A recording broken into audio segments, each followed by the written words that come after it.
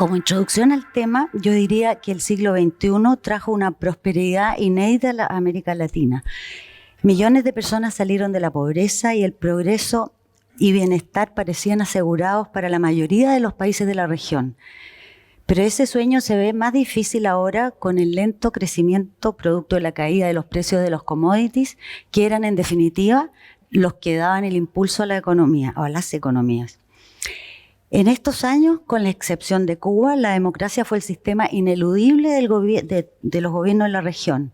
Algunos países, sin embargo, desarrollaron populismos autoritarios que se contraponen a los sistemas democráticos tradicionales, creando tensiones e incluso dividiendo la región en una suerte de bloques ideológicos.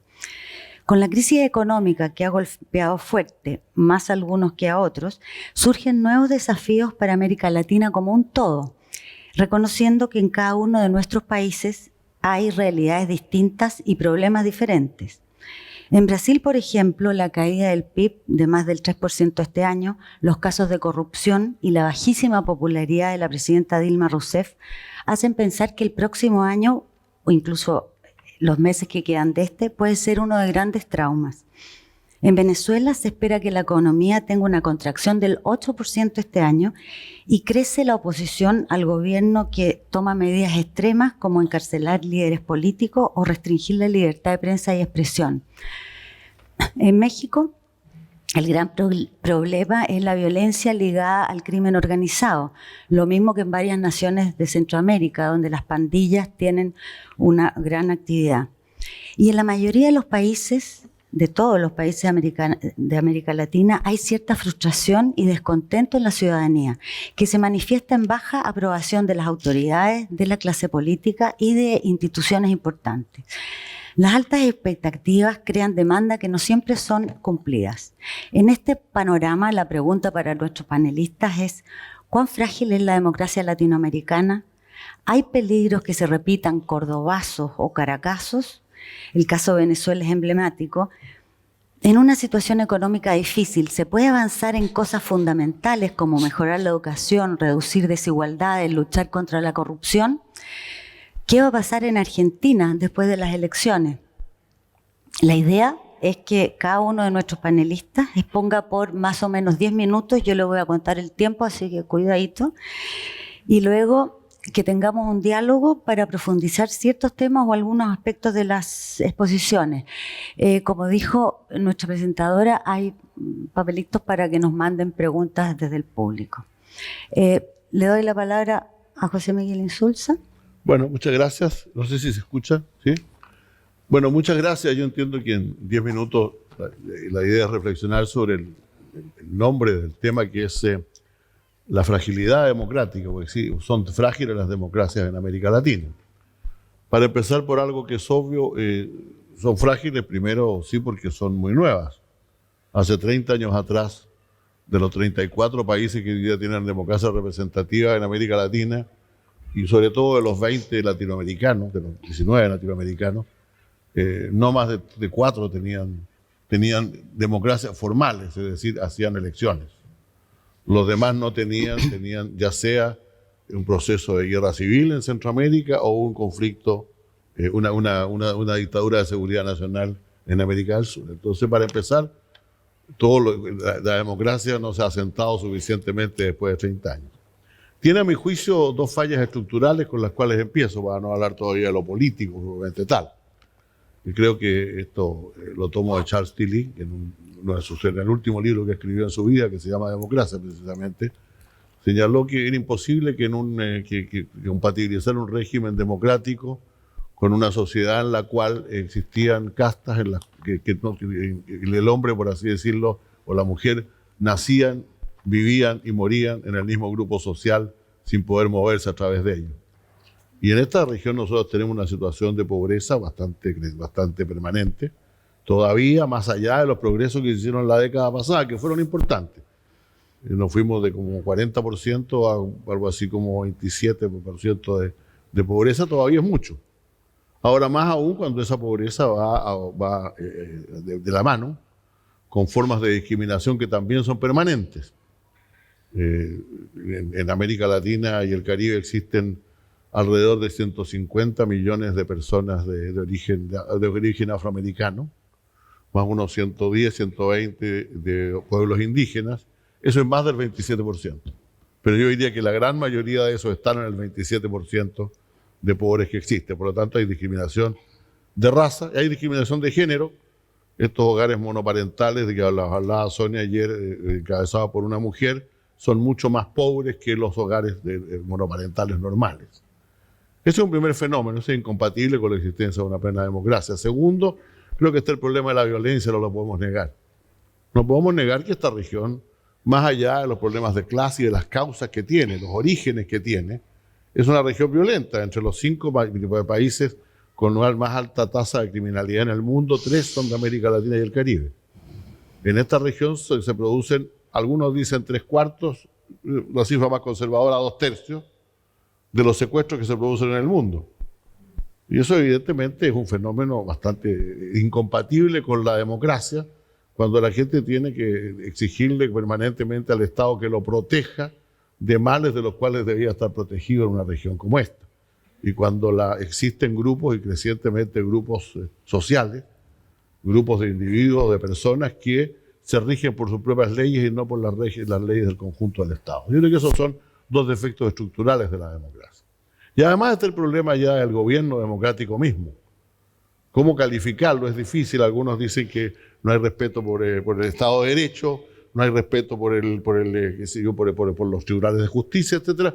Yo prefiero usar una generalización que hizo en alguna ocasión Guillermo O'Donnell, que usando el término inglés accountability, que no es lo mismo que rendición de cuentas, O'Donnell nos decía que los gobernantes de América Latina estaban más dispuestos a someterse al veredicto de las urnas, o sea, respetan las elecciones. En América Latina tenemos sistemas electorales que funcionan y además tenemos un cierto grado de estabilidad en los gobiernos. Los gobiernos ya no se caen a cada rato como antes. Pero a lo que no están acostumbrados es a ser controlados permanentemente por órganos independientes que den cuenta, ante los cuales tengan que dar cuenta. En la democracia, a mi juicio, además de consensos básicos sobre el funcionamiento de la sociedad, tienen que existir órganos. Nadie puede estar por encima de algún órgano al cual tenga que rendir cuenta y ante el cual tenga que hacerse responsable. Entonces, si ustedes toman los problemas que tiene la libertad de prensa, los problemas para las dificultades para aceptar formas de control muy directo, la limitación de la independencia de los tribunales de justicia, los problemas que también enfrentan muchas veces organismos de control no gubernamentales, etc. Creo que hay un fenómeno complejo que es precisamente la indisposición de muchos gobiernos de someterse a un control que, a mi juicio, ellos enjuician en muchos países todavía, nuestros dirigentes los consideran un obstáculo a ese tipo de formas de control, obstáculos a su labor y no como formas inherentes de la democracia, que son parte de la democracia representativa que todos decimos respetar.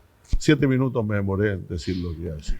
¿Vas a regalar los otros 3 minutos? Voy a agregar un rato más, lo demás lo regalo para el final. Dejamos para el final.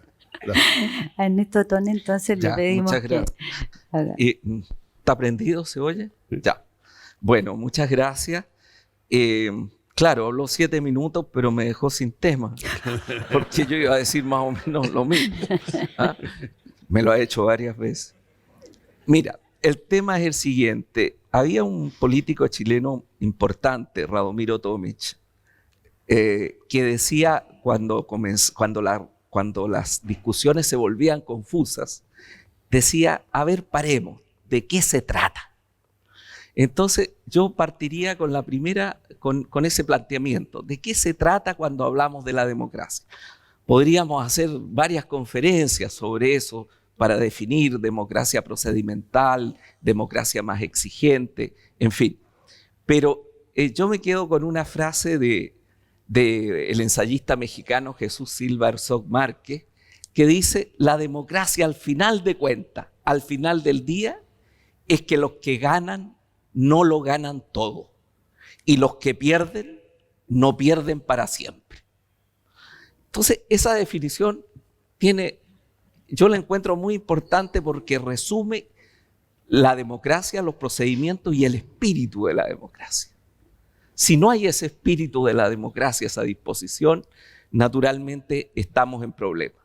Ahora, la democracia tiene dos aspectos. Uno son los procedimientos, las reglas. Hay que respetar un conjunto de reglas para señalar que estamos en democracia. Un conjunto de reglas que parten con el proceso electoral, pero el proceso electoral no basta. Es necesario vivir de acuerdo a reglas democráticas. Ese es un primer aspecto. Esas reglas se conocen y si esas reglas se violan, no se puede hablar de democracia. Ese es un primer aspecto. Y después hay un segundo aspecto. Ese tiene que ver con la libertad. Hay un segundo aspecto que es el de la democracia exigente que plantea Norberto Bobbio. ¿Qué es la democracia exigente? Que además de las reglas de procedimiento democrático, a la democracia se le puede exigir algo más. Y ese algo más es que ayude a generar condiciones de una cierta tendencia a la igualdad.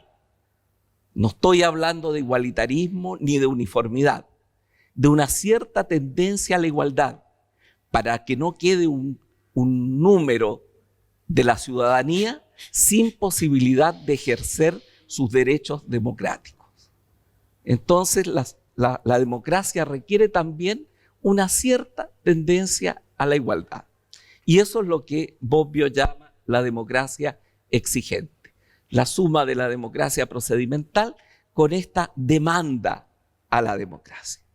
Ahora, ¿qué pasa en América Latina? Bueno, lo que señalaba José Miguel. Nosotros históricamente tenemos una democracia muy frágil.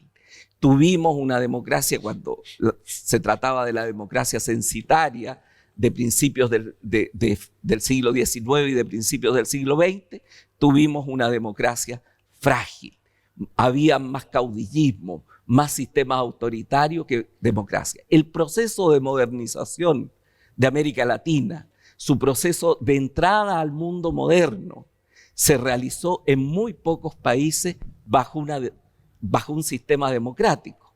Y lo que señalaba José Miguel es perfectamente válido. En 1975 habían solo 3 países que se podían considerar democráticos. Es decir, tenemos un problema fuerte con la democracia, tanto en el sentido de los procedimientos, de las reglas, como en el sentido de esta exigencia hacia una sociedad más justa, para que la democracia tenga sentido para todos.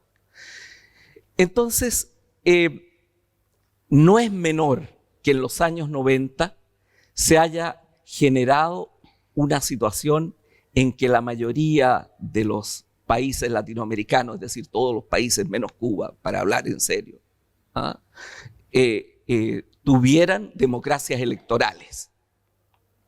O sea, hubieran elecciones que se realizaban de acuerdo a la base de una elección democrática. La base de una elección democrática es poder elegir entre alternativas diferentes. Si hay una alternativa, pueden haber elecciones. Y en Bulgaria solían ganarse con el 98% de los votos, pero la alternativa era 1. Entonces, la democracia exige eso. Y esa democracia electoral comenzó a imperar. ¿Basta esto para decir que en América Latina la democracia dejó de ser frágil? No, no basta. No basta, porque todavía tenemos problemas muy serios ligados a la democracia de los procedimientos. En los países llamados a sí mismos bolivarianos, que en primer lugar son diferentes entre sí y tienen significados diferentes.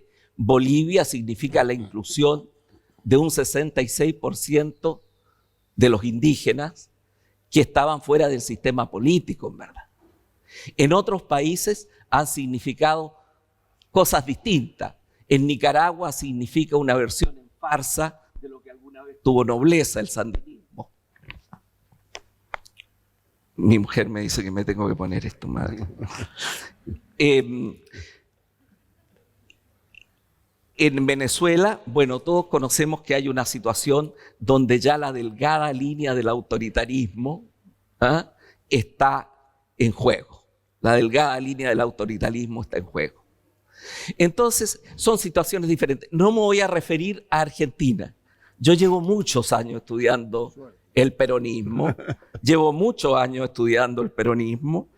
y después de todos esos años, mi conclusión la puedo resumir con la frase que tenía Churchill para hablar de la Unión Soviética. Él decía: la Unión Soviética es una adivinanza envuelta en un misterio dentro de un enigma. Hasta ahí llega. ¿Ah? Hasta ahí llega. Entonces, le dejo a nuestro colega argentino que se pronuncie más sobre eso. Bueno, pero tenemos qué situación. Hemos vivido 10 años de bonanza económica, entre 2013 y 2013. En esos 10 años se avanzó mucho socialmente. Los indicadores latinoamericanos avanzaron fuertemente. Los indicadores de pobreza significa que 60 millones de latinoamericanos salieron de la pobreza. Y 60 millones son más del 10% de la población latinoamericana. Es muy importante. Pero al salir de la pobreza llegaron a una frontera precaria. Y el miedo de esos sectores es volver atrás. Ellos no se constituyen en una clase media sólida. Es una clase media precaria que en cualquier momento, si la situación económica comienza a deteriorarse, puede volver atrás. Ellos, por lo tanto, no están agradecidos. Ellos son gruñones, observadores, están mirando, tienen críticas a la clase dirigente. Y por lo tanto, en los años que vienen, que no van a ser años de bonanza económica, la situación va a ser compleja, por lo menos en los próximos 5 años en América Latina, va a tener que resistir mucho la política, lo que la economía no va a poder resistir.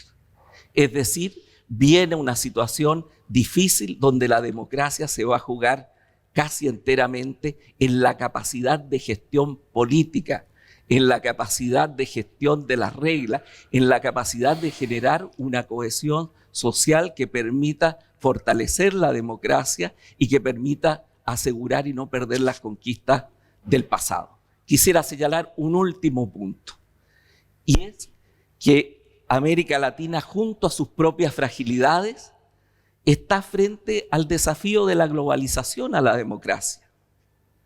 La globalización le plantea un fuerte desafío a las instituciones clásicas de la democracia, al Parlamento, a los partidos políticos, porque hay una nueva forma de comunicarse. La globalización significa la contracción del tiempo y el espacio, y por lo tanto significa un cambio en la forma de hacer política, una centralidad de la imagen muy fuerte y una caída de las instituciones.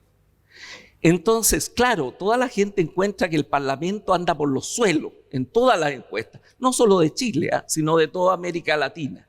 Anda el Parlamento por los suelos. Y dicen, pero si estos señores se la pasan hablando, si para eso nacieron. El Parlamento viene de parlare, de parabolare en latín. Entonces, esta institución que nace para que se hable mucho y al final se aprueben las leyes, hoy día se le critica que es lento, que se la pasan hablando, que no sirven para nada. Los partidos políticos pierden su brillo, porque antes constituían instituciones que generaban la sociabilidad de la gente. La gente transmitía su pertenencia política a sus hijos. La gente se casaba en los partidos políticos. La gente se juntaba en los partidos políticos. Hoy día nadie se junta en los partidos políticos. Y los militantes, que son la sal de la tierra, no hay que hacerles mucho caso, porque son personalidades sesgadas. La gente normal está viendo los partidos de fútbol o en el cine. Eso nos decía Ludolfo Paramio, un sociólogo español, naturalmente de manera caricaturesca. Entonces tenemos un fuerte desafío que hace la globalización. Así que América Latina tiene, de una parte, la necesidad de una transformación productiva, la necesidad de sociedades más igualitarias, la necesidad de una democracia procedimental que se afirme, que no sea solo democracia electoral como en algunos países, y tiene la necesidad de hacer frente a esta crisis global de la democracia frente a los procesos de globalización. Menuda tarea, no tengo la respuesta, pero creo que se trata de hacer un esfuerzo muy grande por avanzar en una cosa que dice Jacques Julliard, un estudioso francés. Dice, ¿cómo conducir el caballo desbocado de la opinión pública en las reglas democráticas? Esa es la tarea para generar democracias sólidas en el futuro. No negarse a las nuevas formas de intervención, participación, opinión permanente, eso que Rodotà llama la democracia continua. No, absorber, tomar eso, pero tomarlo a través de reglas que nos aseguren los dos grandes bienes de la democracia, la libertad y la igualdad. Muchas gracias. Gracias a ti, Ernesto. Bueno, ahora vamos a dejar a Ricardo Kirschbaum que nos converse sobre Argentina. ¿No? ¿Sí? Bueno, primero un agradecimiento a Puerto de Ideas por haberme invitado. Aquí un hilo útil a lo agradable, porque yo tengo uno de mis mejores amigos en Chile. He pasado mucho tiempo en Chile y tengo un buen feeling con este país. Con lo cual me permite brevemente recordar lindas épocas que pasé en este país. En segundo lugar, no quiero hacer usurpación de títulos y honores. Los que me precedieron en esta mesa son experimentados analistas, experimentados políticos, y yo soy un periodista, es decir, yo estoy del otro lado del mostrador. Y por una particularidad histórica, me tocó y me toca estar en un momento en el cual en mi país hemos pasado una situación de extrema tensión que me ha permitido verificar personalmente una de las que yo considero fragilidades de la democracia, que es la relación entre el sistema político y el sistema de medios, y sobre todo determinado sistema de medios. Determinado sistema de medios y determinado sistema político. Yo he enumerado algunos puntos que creo necesario exponer y debatir sobre la vinculación del fenómeno mediático y de la política, porque tengo una hipótesis sobre...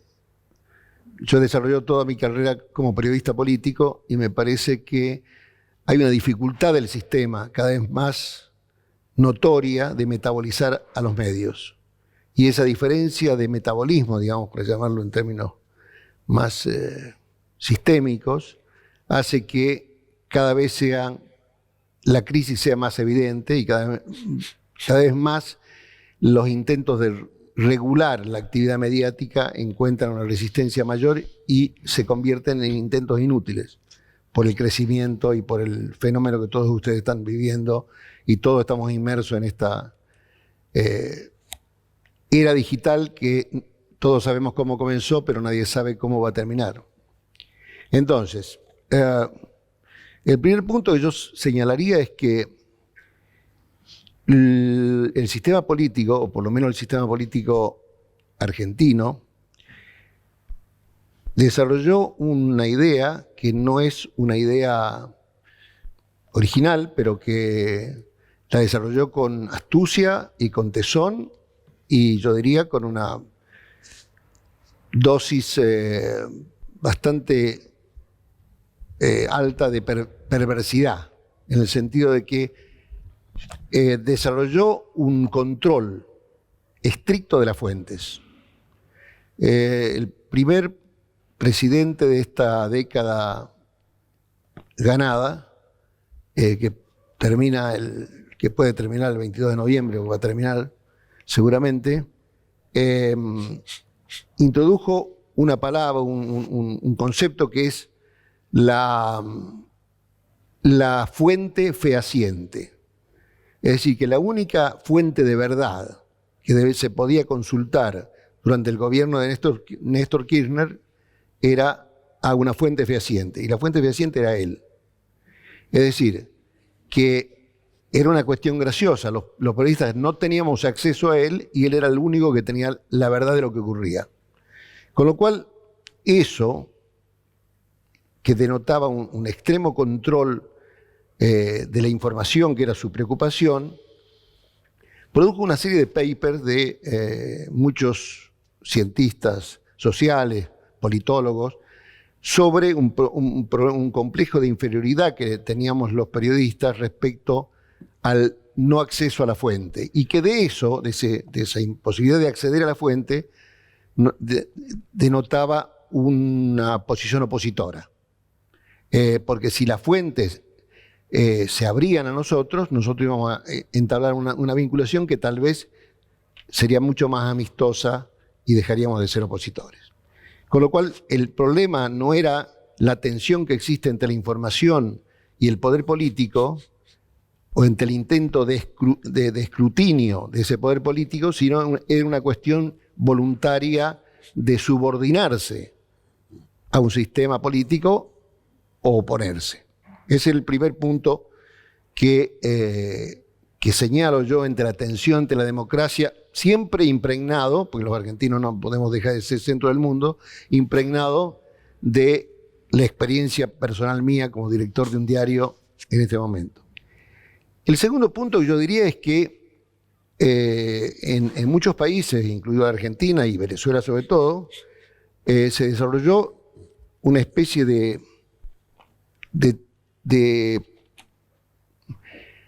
yo diría de predicamento más religioso que político. Y la vinculación que se establece entre el pueblo y su líder se establece en categorías no precisamente cartesianas, sino en categorías sentimentales. El ensayista mexicano Enrique Krause dijo que Hugo Chávez era una especie de teleevangelista. Entonces, la acción política se transforma casi en un hecho religioso, en un milagro. Y el milagro es producto del poder político que encarnaba, por ejemplo, en Venezuela Chávez. Quien no creía en Chávez se convertía inmediatamente en opositor o en enemigo. Entonces, los medios periodísticos que no se subordinan a esa idea se convierten inmediatamente en algo molesto del régimen que tiene que ser recortado, suprimido por mecanismos que nosotros que hemos vivido otras décadas un poco más violentas que esta, se resolvían por otros medios. En estos países se resuelven aplicando todo el peso del Estado sobre la oposición, sea el peso impositivo, el peso en la importación o exportación de productos, en la compra o no de divisas, en la investigación de lavado de dinero. Es decir, todo el aparato del Estado se pone en función de una idea política destinada a sofocar el disenso. El tercer punto, y que es bien interesante, me parece a mí, es lo que se llama la razón populista. Como ustedes saben, hay un sociólogo argentino muy conocido, un cientista político, Ernesto Laclau, que desarrolló y escribió un libro bastante complejo llamado La razón populista, en el cual se hace una interpretación y desarrolla conceptos vinculados con que los regímenes políticos debían vivir en conflicto permanente. Es decir, crear conflicto porque el conflicto producía inmediatamente una antinomia entre ellos y nosotros. Ese concepto que en la Argentina tuvo mucho arraigo y que se desarrolló con mucha pasión por parte del gobierno, encontró una dificultad, que eran que los medios seguían siendo protagonistas en la sociedad, los medios que ellos llamaban hegemónicos. Y desarrollaron, para contrarrestar a los medios hegemónicos, desarrollaron un sistema de monopolio estatal utilizando abiertamente la publicidad para estimular a los adictos y desestimular a los opositores. Con lo cual se creó un ecosistema de medios que contradecía el espíritu de la regulación oficial, surgida presuntamente para terminar con el monopolio periodístico. Es decir, se desarrolló un monopolio estatal que llegó a controlar, o llega a controlar, el 80% de los medios en la Argentina, pero que tuvo una contradicción básica, que ese monopolio estatal de medios no consiguió audiencias. Entonces, hay una contradicción en la cual, por ejemplo, la presidenta sigue hablando de los medios hegemónicos, desconociendo que el Estado maneja en la Argentina, directo o indirectamente, casi la mayor parte de los medios. Y eso vinculado a otra cuestión que obviamente no está inventada por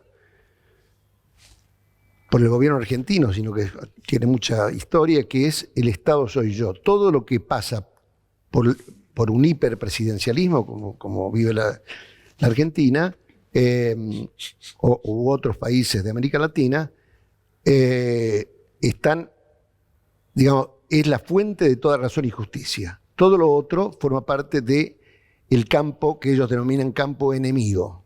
Entonces, en esa dialéctica en la cual están los buenos y los malos, los enemigos y amigos, la democracia pasa por momentos de suma zozobra, sobre todo cuando el concepto, que también lo han explicado acá, es que el sistema democrático se basa básicamente en el voto, y el voto otorga solamente derechos, no obligaciones. Entonces las mayorías pueden desarrollar las políticas sin control alguno porque son productos del voto popular. Y la tesis esta es refrendada en una de las innumerables cadenas nacionales de la presidenta argentina, en el cual sostuvo que el Parlamento debe aprobar las políticas del Poder Ejecutivo. Si el Parlamento se opone a las políticas del Poder Ejecutivo, se produce una crisis que tiene que ser resuelta por la depositaria de los votos, que es el Poder Ejecutivo. Ese concepto se ha extendido, desgraciadamente, en un país que tiene una experiencia peronista, que después podemos tener un seminario interminable, muy arraigada, y donde el Estado se ha convertido en un partido político. La utilización del Estado por el gobierno como partido político ha reemplazado al anterior concepto de los partidos políticos. Entonces, cualquier intento de escrutinio, control, investigación, es rechazado y es producto de un intento de conspiración, ya sea nacional o internacional, con lo cual ellos siempre desarrollan un papel de víctima. Este problema hace que la ciudadanía tenga que tomar partido. Y entonces la democracia se convierte en una lucha de facciones y el sistema es el que comienza a sentirse herido o lastimado, y que no solo se resuelve con el voto popular, que es todo el mundo está de acuerdo, sino que se producen divisiones internas en la sociedad, como se han producido en la Argentina, divisiones no solo en la sociedad, sino divisiones en la familia, en torno a un concepto político que afecta y es para mí uno de los puntos con la pobreza, el narcotráfico y la desigualdad de oportunidades, que torna aún más frágil a las democracias en este continente. Gracias.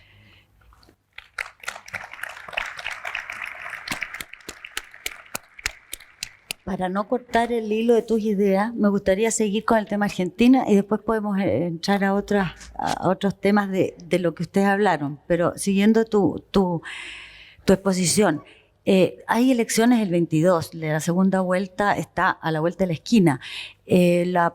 Lo que uno ve es que cualquiera de los dos que gane va a ser distinto al gobierno actual. El esquema que tú has planteado, ¿crees que podría sobrevivir en caso de que siguiera el peronismo en el gobierno? ¿Cómo podría desmantelarse eso? ¿Qué tan profundo, qué tan enraizado es eso que tú has planteado? Porque ya hemos visto que Scioli se ha desmarcado en cierta forma de Cristina, pero ella ha nombrado mucha gente en el gobierno, por lo tanto, pareciera que aún habiendo cambio podría haber cierta continuidad en algunos aspectos. ¿Cómo lo ves tú eso? Continuidad, cambio en caso de Scioli. Y bueno, ¿y cuál sería el panorama en caso que ganara la oposición? Bueno, yo creo que, a ver, el 25 de octubre, que fue la primera vuelta electoral, la sociedad dio una lección a los políticos, a los politólogos y a las encuestas de opinión. Nadie previó lo que iba a pasar, o lo que pasó. En segundo lugar, coincido con la idea de que cualquiera que gane el 22 de noviembre va a haber un cambio en el sistema político argentino, cambio que en un caso va a ser un poco más radical que en otro, pero la personalidad de ambos candidatos no tiene que ver con la personalidad del régimen que termina el 10 de diciembre. Si bien el peronismo, una de las primeras preguntas cuando llega un corresponsal extranjero a Buenos Aires que me hace es ¿qué es el peronismo? Con lo cual ya tengo desarrollado una especie de seminario rápido pero nunca consigo hacerme entender. Porque la verdad es que hablar de peronismo en este momento, Scioli es peronista, pero el kirchnerismo no es peronista, es peronista. Digo, yo creo que el peronismo es una especie de continente. Uh-huh. Hay un politólogo argentino que desarrolló una buena idea que dice que el peronismo es una franquicia. Una franquicia para llegar al poder. Entonces uno se pone en la franquicia peronista, es como una escudería, y va hacia el poder. Y ahí está muy desarrollada la idea de que para poder llegar al poder o gobernar, hay que tener un acuerdo con el peronismo o hay que ser peronista. Entonces, yo digo, Scioli es peronista, Macri, que viene presuntamente de la centro derecha, si usamos esos términos ordenadores de la realidad política entre la izquierda y la derecha, tiene también algo de peronista, en el sentido de ideas que se han ido arraigando en la sociedad argentina.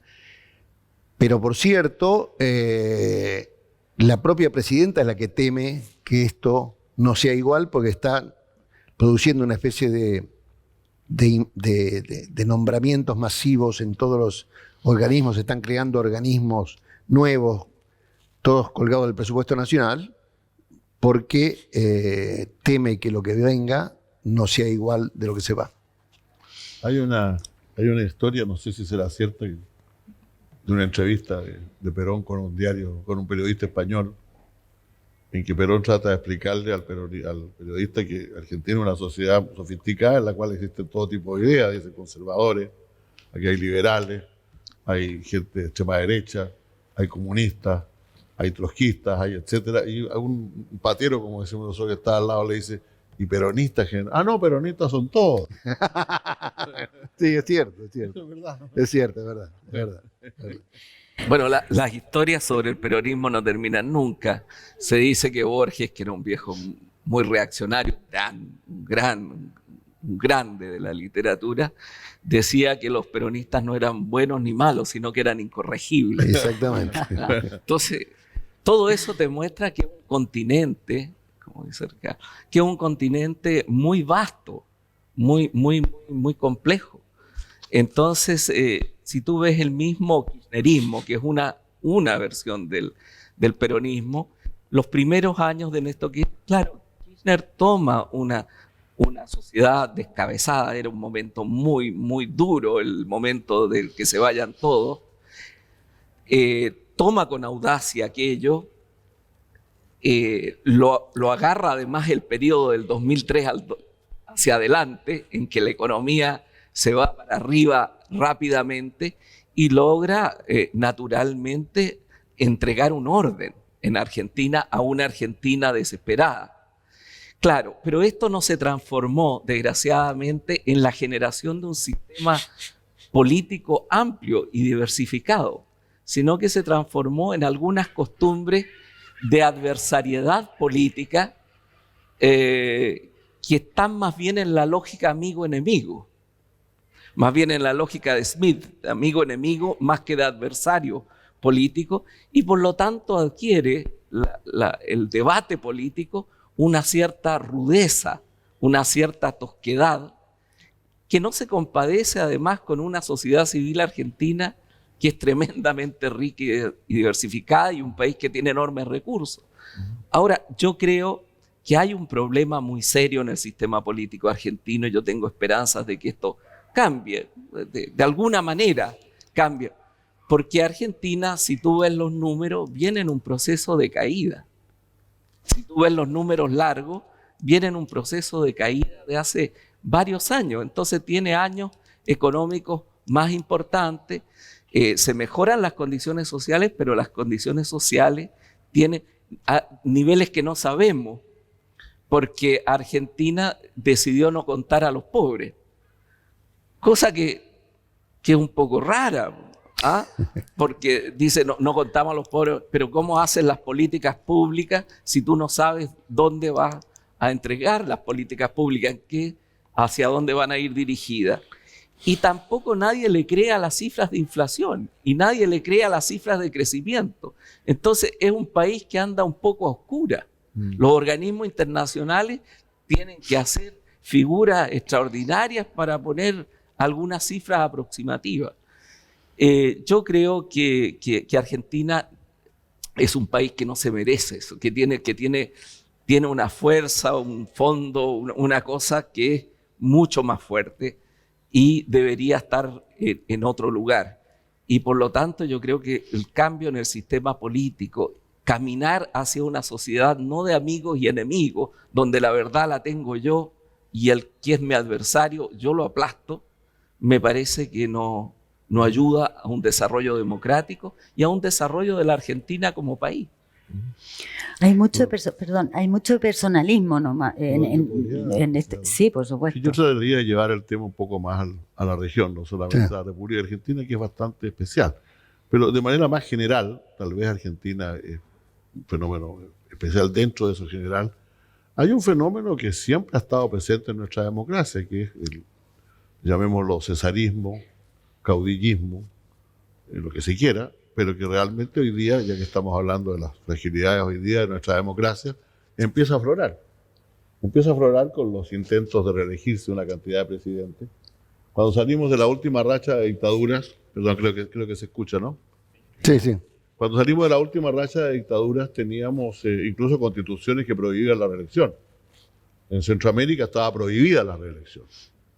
O sea, no solamente estaba prohibida la reelección, sino que hay un par de países en cuyas constituciones todavía se dice que hablar de reelección es un delito. O sea, no se pueden presentar reformas constitucionales para poner reelección.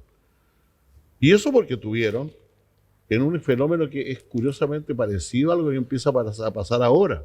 No nos equivoquemos, el primero que dijo no reelección fue Porfirio Díaz. Porfirio Díaz precisamente se presentó a presidente contra Juárez, cuando Juárez fue reelegido, y su consigna era no reelección. Cuando lo eligieron, se reeligió 5 veces. Y eso pasó con algunos dictadores de Centroamérica que eran vistos fundamentalmente desde el punto de vista de corrupción, que lo tenían, tremendamente corruptos, pero no desde el punto de vista de que esto que respondían a esta cosa un poco mágica de sectores que sienten que su país podría darle más de lo que les da y de repente aparece un líder providencial. Yo creo que una particularidad de la democracia es que la democracia funciona mejor cuando es muy pesimista respecto de las tendencias naturales del gobernante o del ser humano. Todo aquel que quiere reelegirse, que puede reelegirse, se va a reelegir. Todo aquel que puede perpetuarse, se va a perpetuar. Eso es un poco la filosofía de los primeros constituyentes americanos, y por lo tanto evitemos a través de normas e instituciones que eso se produzca. En América Latina eso no ha ocurrido nunca. Y por eso tenemos esta sucesión. Hoy día ya hay varios presidentes reelegidos y recontra reelegidos. Ayer el Congreso boliviano aprobó una autorización para un nuevo referéndum en Bolivia para la reelección. Eso ha ocurrido en una cantidad de países, y la respuesta es bien simple. La pregunta es muy simple. ¿Por qué no? Si la gente lo quiere. ¿Por qué no vamos a tener 30 o 40 años? Y yo creo que eso es profundamente dañino para nuestra democracia, que es muy perjudicial. Tiene mucho que ver con los ciclos económicos también y con el bienestar que está sintiendo la gente, porque mientras en Venezuela se estaba gastando la plata que se tenía, Chávez pudo reelegirse y reelegirse y dejar a su sucesor. En Bolivia todavía la bonanza se está sintiendo, y Evo se ha erigido como realmente el hombre que ha hecho lo que Ernesto, y es verdad lo que mencionó Ernesto, que ha incluido a gran parte de la sociedad. En Ecuador estaba muy bien hasta que el precio del petróleo cayó. O sea, también esos afanes de reelección tienen que ver con este líder carismático, tienen que ver con la situación económica, porque Cristina se reeligió. Pero eso constitucionalmente. Sí, perfecto, pero o sea, hay ahí también un nexo. Hay algo, por cierto, naturalmente, como dijo el presidente Lagos alguna vez, populismo con chequera es más fácil, desde luego. Pero la verdad es que también hay un fenómeno. Bueno, yo no quiero ser injusto tampoco. O sea, en los tres booms petroleros de Venezuela, el que más ha repartido es el de Hugo Chávez. Pues. Exactamente, sí. O sea, también le repartió a toda América Latina. También hubo una distribución, que alcanzó al Caribe. Claro, puede ser, uno lo mira desde lejos, claro, no tiene el problema, pero pregúntenle ustedes qué dicen los países del Caribe respecto de eso. O sea, cuando hoy día la frase que dice un gobernante de Trinidad y Tobago, que es, entre paréntesis, el único país que tiene petróleo, por lo tanto no tiene un problema energético, no tiene que estar en Petrocaribe ni ninguna cosa. Pero él dice, mira, se termina el petróleo venezolano y se apagan las luces en Jamaica. Esa es la realidad. Y Chávez tenía una ventaja. Hugo Chávez, con el cual ustedes sabrán, yo me peleé bastante. Hugo Chávez tenía una particularidad que no tienen nuestros gobernantes. Él, como dicen en inglés, ponía su plata donde ponía su lengua. O sea, él decía una cosa, la cumplía. Y realmente con una gran ventaja. Le repartió a todos, le repartió a algunos candidatos presidenciales, también se dice por ahí. Sin ninguna duda. Por allá. Y naturalmente es lo mismo. O sea, en lugar de confiar en las instituciones, se confía en las personas. Se confía en los líderes. Ahora, eso yo creo que está vinculado con la injusticia. La gente busca, o sea, lo que dice Ernesto es muy cierto. O sea, sacamos 70 millones, tenía yo la cifra, tú dices 60, más conservadora. 70 millones salieron de la pobreza. Pero se quedaron al lado, un poquito por arriba. Si ustedes miran el ingreso per cápita de este país, el ingreso per cápita de este país, hay cálculos que van desde los 14 hasta los 18 mil dólares. Da lo mismo, para estos efectos da lo mismo. Porque la media, el promedio está a la altura del 8 o el 9% de la ciudadanía. Lo cual quiere decir que de este país que tiene un promedio y un ingreso per cápita, digamos, de 16 mil dólares, 91% está debajo de los 16 mil dólares, pues. Y los que están arriba, entre paréntesis, no están tan bien, en el primer 5% no están tan espectaculares también. La riqueza está tremendamente concentrada. Y el problema es que como ahora tenemos televisión, tenemos redes sociales, tenemos todo tipo de medios de comunicación y tenemos democracia, eso la gente lo percibe y lo considera una injusticia.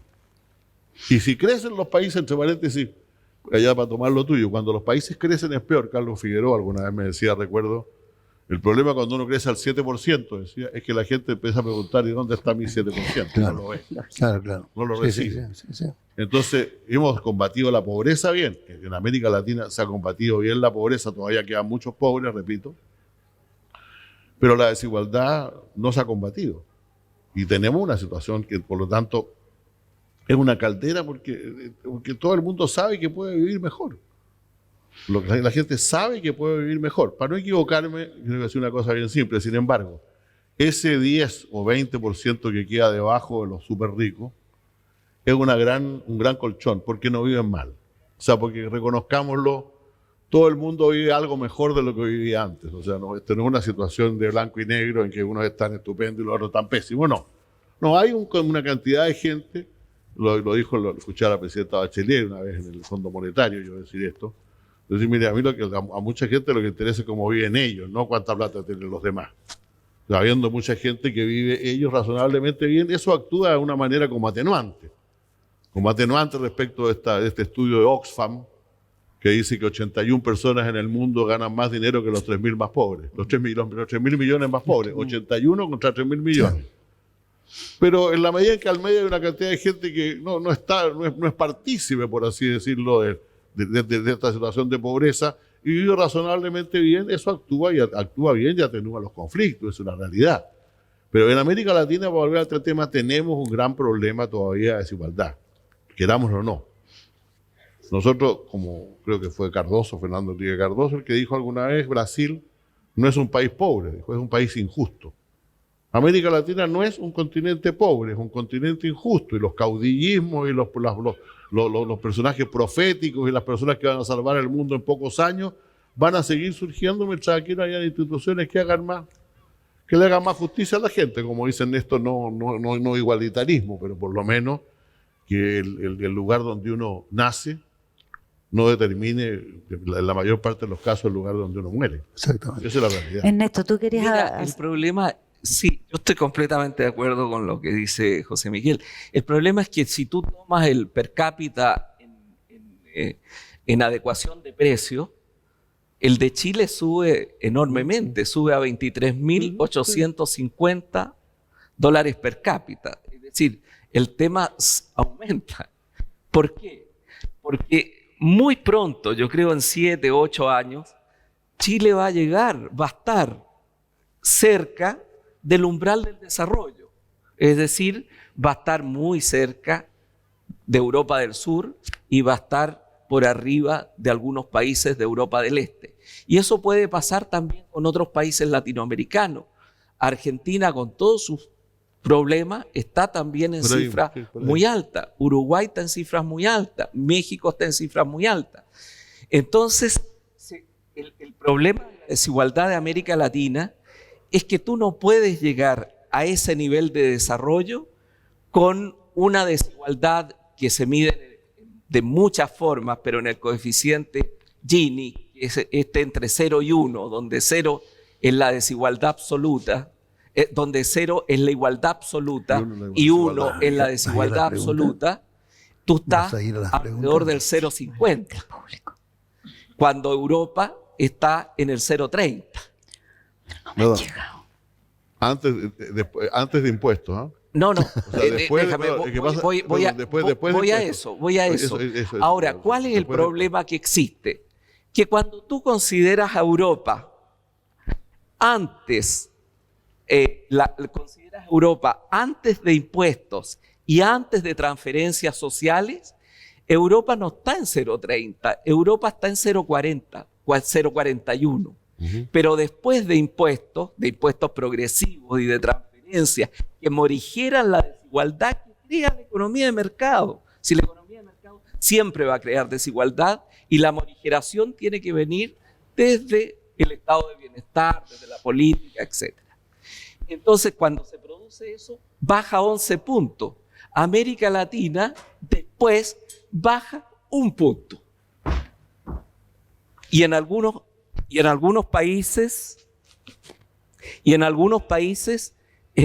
nos ha sucedido, midiendo cuando yo estaba en CEPAL, que en un país latinoamericano después de impuestos subía 1 punto la brecha. Es decir, los impuestos eran tan inequitativos que perjudicaban.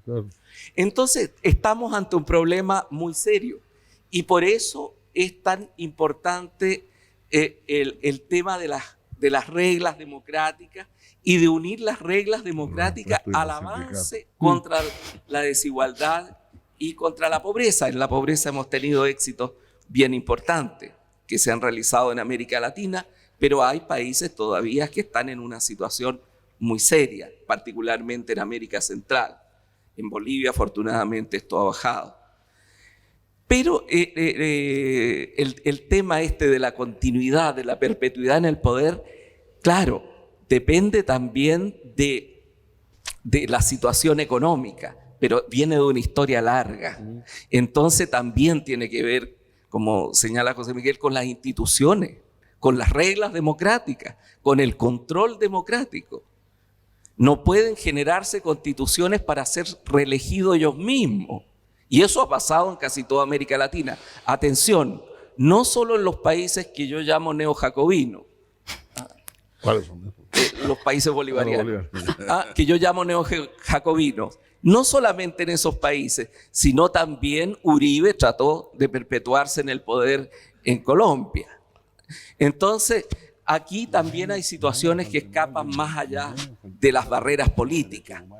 Por eso se requiere también repensar el presidencialismo latinoamericano tan fuerte que existe para países que ya son más complejos y donde hay que generar canales democráticos para que no se logre esto que tú señalabas, Ricardo, que es la fusión del líder con el pueblo, sin reglas democráticas.